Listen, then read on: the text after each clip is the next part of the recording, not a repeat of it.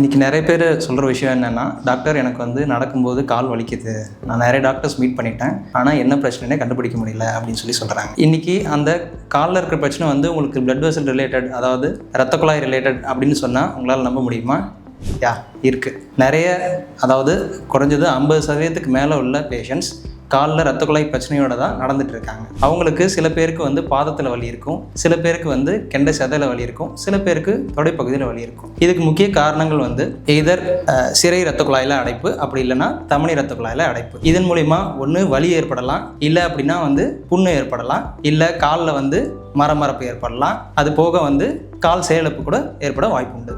நார்மலாக ஹார்ட்ல இருந்து பிளட் ஃப்ளோ வந்து towards all parts of the body போகும், அதாவது நம்ம கைக்கு காலுக்கு எல்லாம். ஸோ அப்புறம் காலில் இருந்து திருப்பி ஹார்ட்டுக்கு வந்து சிரை ரத்த குழாய் வழியாக ஹார்ட்டுக்கு போகும். இதில் எங்கேயாவது பிளாக்ஸ் இருக்கும்போது நமக்கு இந்த பெயின் ஏற்பட சான்சஸ் உண்டு. ஸோ இந்த மாதிரி பிரச்சனைகள் வரும்போது நம்ம வந்து என்ன பண்ணுவோம், காலில் பிரச்சனை இருக்குன்னு சொல்லி ஒன்று வந்து நரம்பு டாக்டர், இல்லைனா வந்து எலும்பு டாக்டர், இல்லை பொது மருத்துவ டாக்டர்ஸ் இவங்கள போய் மீட் பண்ணுவோம். ஆனால் நமக்கு எத்தனை பேருக்கு தெரியும் வாஸ்குலர் சர்ஜன்ஸ் இருக்காங்க, இவங்க ஸ்பெஷலாக வந்து ரத்த நாளங்களுக்கே படித்து அதுக்குரிய வைத்தியங்கள் பார்த்துட்டு இருக்காங்க அப்படின்றது நம்மள பல பேருக்கு தெரியாது. ஸோ இந்த பிரச்சனைகள் இருக்கும்போது நீங்கள் வாஸ்குலர் சர்ஜனை கன்சல்ட் பண்ணலாம்.